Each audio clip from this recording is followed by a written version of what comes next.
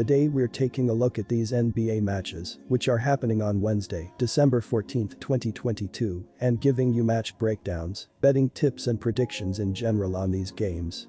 Welcome back to High Stakes.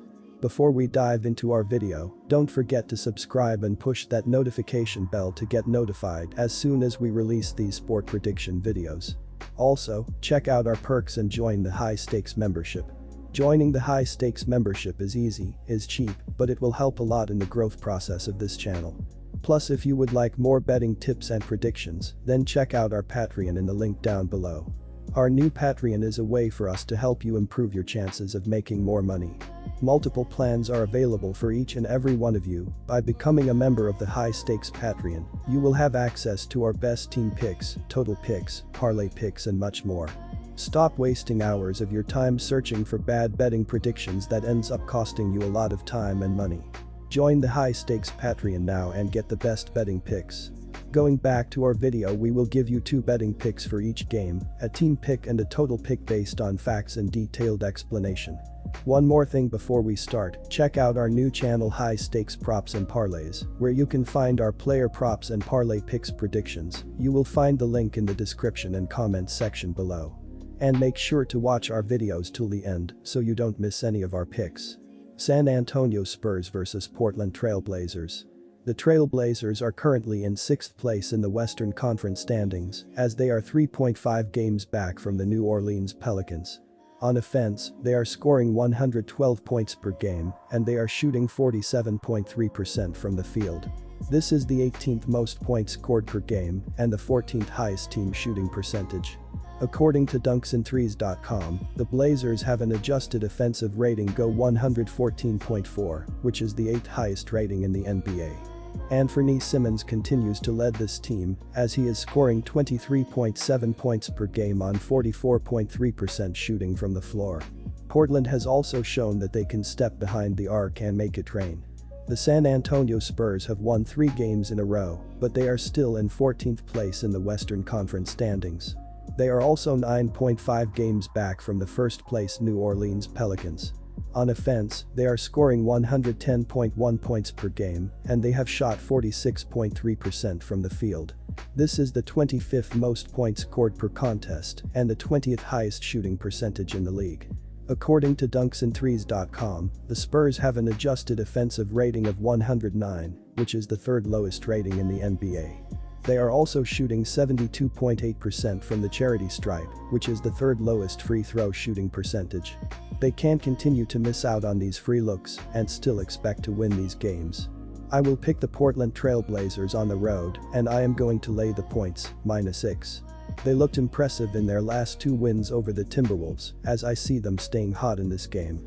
The Spurs are arguably one of the worst defensive teams in the league as they won't be able to consistently shut down Portland. They are allowing the most points per game and they have surrendered the highest shooting percentage from the field. The Trail Blazers will continue to find open shots throughout this game and I see them taking advantage. They have the 8th highest adjusted offensive rating, according to dunksandthrees.com. They will continue to attack the basket and they can also step behind the arc and make it rain. They have the 3rd highest 3-point shooting percentage and they were scorching hot from the field in their last game. That trend will continue and the Spurs won't be able to score enough points to keep this game within the spread. San Antonio is also scoring the 25th most points per game as I see the Trail Blazers being the better team on both sides of the floor. Pick the Portland Trail Blazers and lay the points, -6. San Antonio is one of the faster-paced team in the NBA and Portland has also been playing faster of late. I think Portland will welcome the sped-up tempo the Spurs will invite them to play. Portland is the better offense and therefore will want to have as many offensive possessions as possible. San Antonio likes to pound the ball down low and they are quite effective in doing so. Portland, outside of Nurkic, don't have much of an inside presence defensively. And even then, Nurkic is not known for his defensive prowess. I expect both teams to run the style of offense they like, but at a higher pace than they normally do. The play is the over. Take the over 231 points. Dallas Mavericks vs Cleveland Cavaliers. Cleveland has struggled with consistency issues throughout the season, although it has appeared in different forms. The Cavaliers were extremely streaky early in the year, winning 8 consecutive games before losing their next 5 in a row. They won 7 of their next 9 games, but they have now lost 3 of their 5 games since then. Cleveland's wins came at home against the Lakers and Thunder, with its 3 losses coming against the Knicks, Kings and Spurs. The Cavaliers trailed San Antonio by 19 points in the third quarter and rallied from a 10-point deficit in the final 4:30 to give themselves a chance to win. Dallas has had a disappointing season thus far, as it has been unable to find a consistently high level. The Mavericks have been unable to get more than 3 games above the .500 mark at any point, and they lost 4 straight games at the end of November. They won 3 straight games earlier this month, beating the Knicks, Suns and Nuggets. Their momentum was halted in losses to Milwaukee and Chicago over the weekend, but they bounced back with a 121-114 win against Oklahoma City on Monday. Luka Doncic had an excellent game, pouring in 38 points and grabbing 11 rebounds in his return from a 1-game absence. The Thunder were able to cut a 15-point second-half deficit to 119-114 with 28 seconds to play, but Dallas knocked down a few free throws to seal the deal. Doncic sat out the 29-point loss to Chicago on Saturday night with a strained right quadriceps. He went 13 of 27 from the floor and knocked down 9 of 10 from the free throw line in the win on Monday. Dallas ranks number 19 in the NBA, averaging 111.9 points per game. The Mavericks are facing a Cleveland defense that leads the league, allowing just 105.1 points. Doncic leads Dallas with 33.1 points, 8.8 assists and 8.6 rebounds per game. Spencer Dinwiddie is scoring 16.8 points, while Christian Wood is averaging 16.4 points and 7.7 rebounds. Dallas has been one of the worst teams in the NBA to back in the betting market so far this season, as it has covered the spread just 5 times in its last 20 games. The Mavericks are viewed as an NBA Finals contender, but they are not playing like one so far this season. They rely far too heavily on Doncic to win games single-handedly, which is not a recipe for success against the best defensive team in the league. Cleveland has more balance offensively and tends to take care of business against subpar teams, losing just once to a team below the .500 mark. Take the Cleveland plus 1.5 points. San Antonio closed the first half on a 28-12 run, taking a 65-49 lead into the second half. They outscored the Cavs 36-22 in the second quarter.